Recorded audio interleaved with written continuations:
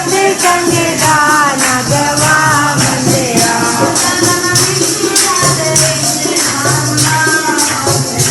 जन्म विषया दे विच नारूला बंदिया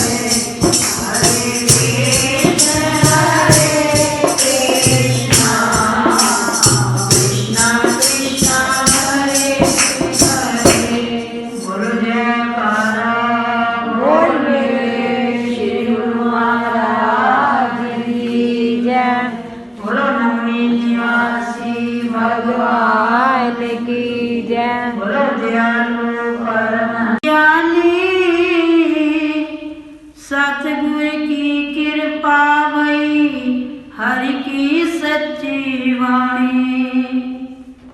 तीर्थ व्रत और दान आदि के करने से समस्त पाप नष्ट हो जाते हैं, मगर प्रेत योनि में रहने वाले को इसका अधिकार नहीं है।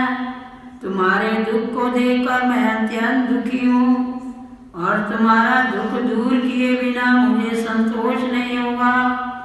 तुम्हारे पाप बड़े भारी हैं, क्योंकि ये तीनों योनियां बहुत बड़े पाप करने वाले को प्राप्त होती हैं। प्रेत योनि तो थोड़े पुण्य से नष्ट भी नहीं हो सकती, लेकिन मैं तुम्हें इस योनि से अवश्य छुड़ाऊंगा। इसीलिए मैंने जो कार्तिक का व्रत किया है उसका आधा पुण्य तुम्हें देता हूँ, क्योंकि यज्ञ दान तीर्थ सब के सब निश्चय ही कार्तिक व्रत के पुण्य के समान नहीं है। देव ऋषि नारद बोले, हे राजन, इतना कहकर धर्मदत्त ने उसको ओम नमो भगवते वासुदेवाय, श्री ओम नमो भगवते वासुदेवाय, श्री ओम नमो भगवते वासुदेवाय,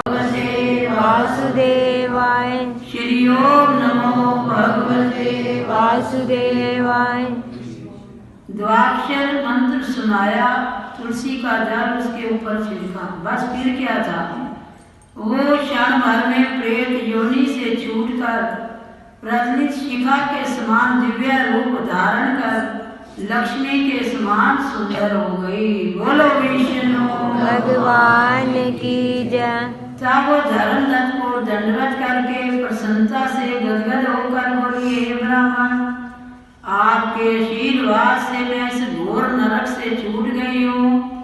मुझ पाप सागर में डूबती हुई के लिए आप नौका के समान हैं। नारद जी ने कहा, हे राजन, अभी कला इस प्रकार कह रही थी, विष्णुगण एक दिव्य विमान लेकर आए। विमान के द्वारा अप्सराएं और गण बैठे हुए थे। धर्मदास ने उसको देखकर प्रणाम किया।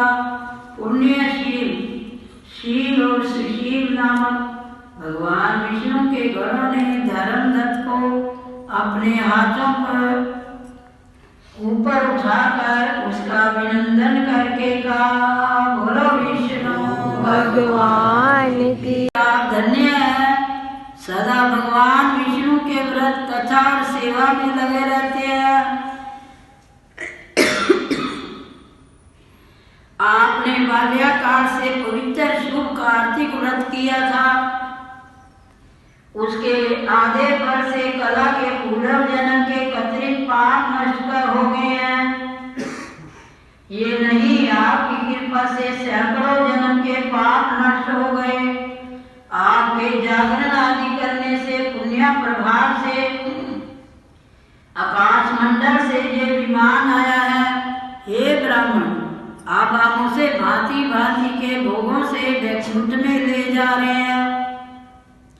आपके दान पुण्य के प्रभाव से ये भगवान विष्णु के पास रहेगी। आप भी इस जन्म के बाद अपनी दोनों स्त्रियों के सहित वैकुंठ में विष्णु के पास रहोगे, मुक्ति को प्राप्त करोगे। हे दया सागर, वे मनुष्य धन्य है और जन्म उन्हीं का फलीभूत है जिन्होंने तुम्हारी तरह विष्णु की भक्ति की है। क्योंकि भगवान विष्णु अपने भक्तों को भला क्या नहीं देते। तो उन्होंने धर्मदास को उस विमान में बिठा लिया और कहने लगे कि तूने अपना आधा भाग जो कला नाम की राशि को दिया, इससे वो प्रेत योनि जन्म जन्मांतरों के पाप इसके नष्ट हो गए हैं। और जो तुमने हरि जागरण किया, हरि जागरण के कारण ये दिव्य शरीर को प्राप्त हो गई है।